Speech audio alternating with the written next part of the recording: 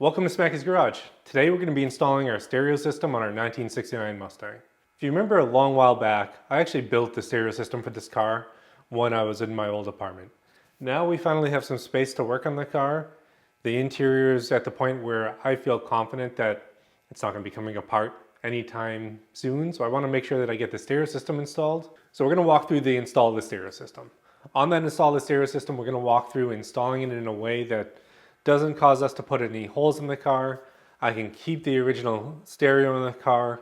It's not going to be functional through these speakers, but at least it'll still be there, so the car will still look original, but I'll have a little bit more updated sound in the car. The car originally came with an FM stereo. They had one single speaker up in the dash. I believe it was a dual coil speaker. It is not installed in the car. The stereo is powered, it lights up. I don't have the knobs for it yet because I haven't been able to find good ones. So if you know where I can get any good stereo knobs for a 69 Mustang with an original AM FM radio, let me know down in the comments. Now we're going to be upgrading the stereo with the system that I'm putting together behind me. The system's going to be very simple. So I'm going to have two speaker boxes. I put the speakers in it. I have these kicker speakers that I purchased before. I'll put the information of them below in the comments. And then I have an old amp, so an old Pioneer boat amp that I had in my boat, and then a Bluetooth adapter, kind of double-sided tape up to the top. What this is going to allow me to do, it's going to allow me to play anything that I want from my phone and not have to use the original stereo or cut into the original stereo. One of the important things when looking for this amp is, you can find a way to turn the stereo on and off via the key by using a relay in the power line, but I'm not going to do that because I don't power the car for long periods of time. I'm going to just rely on the auto off feature on here. So the amplifier, if it doesn't get a signal, an input signal, so from this Bluetooth module, it will turn itself off and stop using power. There'll always be a small trickle on it because it's always going to be looking to see if there's any power, but with a trickle of power, I don't think it's going to be enough to kill the battery over a long period of time, let's say 8 to 24 hours. So I'm going to not worry about it, and I'm going to try that to start. So we're going to start by making sure this all still works.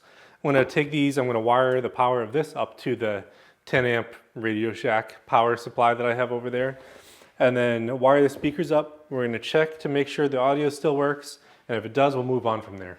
So I've purchased these mono-price adapters to put on the speaker wire so it's easy to unplug and disconnect if I need to, if I'm removing it from the car.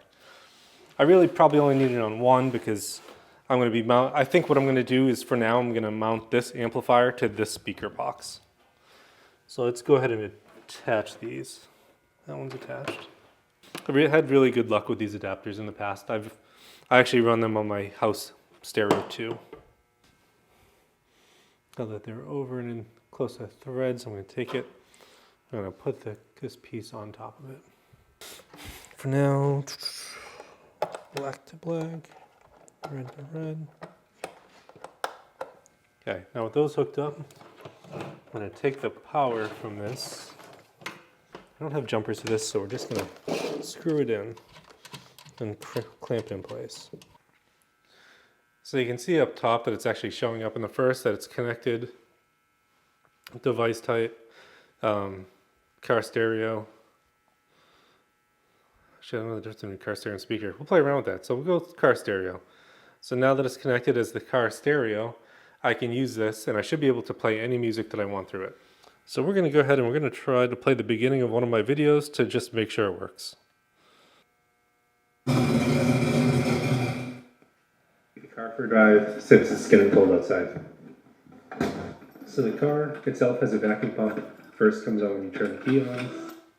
God, I hate hearing my voice.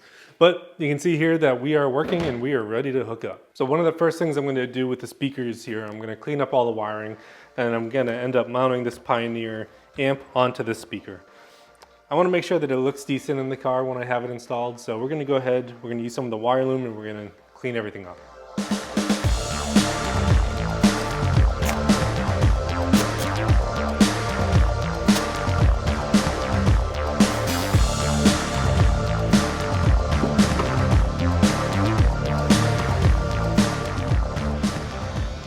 To install this, we're going to be using the Boss installation kit. We'll see how good it is. I'll try it out. That's what I have now. and kind of review it as we go along. It comes with speaker cable, cheap speaker cable, a fusible link, ground cable, power cable, and then some amp wiring, and a bunch of different connectors and terminals, which I'll probably end up using. So let's go ahead and get the wiring installed in the car. So we're gonna run this wiring from this terminal here. We're gonna go underneath the battery, inside the inner fender, come back on into the engine bay, through the firewall, and into the interior, where we're gonna start routing it from there. So let's go ahead and get this wired up. So slight change of plans as we are working through putting this wiring through this loom. I don't think I'd recommend using this kit to install it, or at least the wiring loom that comes with it. It's pretty much garbage. I'll show you. It's essentially like, it's literally like paper. I mean, it's no good. To be able to use it, I'm gonna have to run tape around it, and still I don't know, it's just junk. So for now, I'm just gonna put it in place. I'll use it as a wiring guide so that when I get the new wiring, I can just pull it through and use this to get the new one into place. We'll take everything apart, but I am gonna end up replacing it after I put this video up. Just wanted to be very clear and very transparent there. Not too happy with this kit.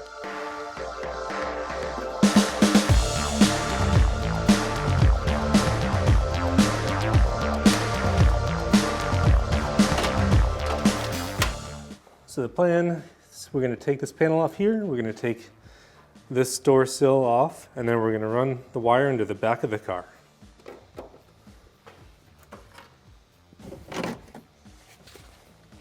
One of the things that I'm going to have to do while I'm here is I'm going to have to find a suitable ground connection for the amp. That I don't feel bad running right now because, I'm going to keep using that wire unless it falls apart on me. But we're going to go ahead and find that ground connection for that amp, and then we're going to get this in place. All right, so in the car, we're gonna figure out a place to wire this up. A few different options. Ground it through the seatbelt, ground it through the exhaust clamp, the seatbelt, or I could drill a new hole. I think for right now, I'm gonna do it right through here. I'll find out what bolt size that is, and we will put the ground in this location. So over time, in many coats of paint, this has essentially all the threads are filled in, so I gotta re-tap it. So going back, and we're gonna make it 17/16 20. We're just gonna clean up all the threads so we have the right size in place. Kind of like new, I guess. We'll see how well the bolt holds.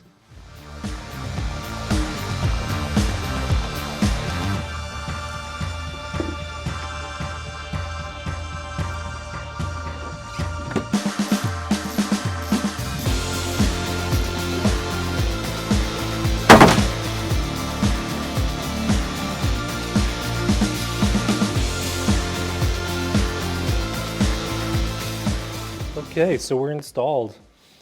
I'm gonna put the bottom seat back in down there, but overall the install went well. I need to clean up the wiring, but it's gonna be nice to finally have some speakers behind me in the car when I'm driving. All right, the system's in. It sounds great. I'm really happy with the way that it turned out, and that I'm gonna be able to finally have some music in the car when I'm driving. Hopefully I'll be able to hear it over the exhaust, but that's a springtime problem. Thanks for tuning into Smacky's Garage. If you made it all the way to the end of this video, don't forget to like and subscribe to follow along. Till next time.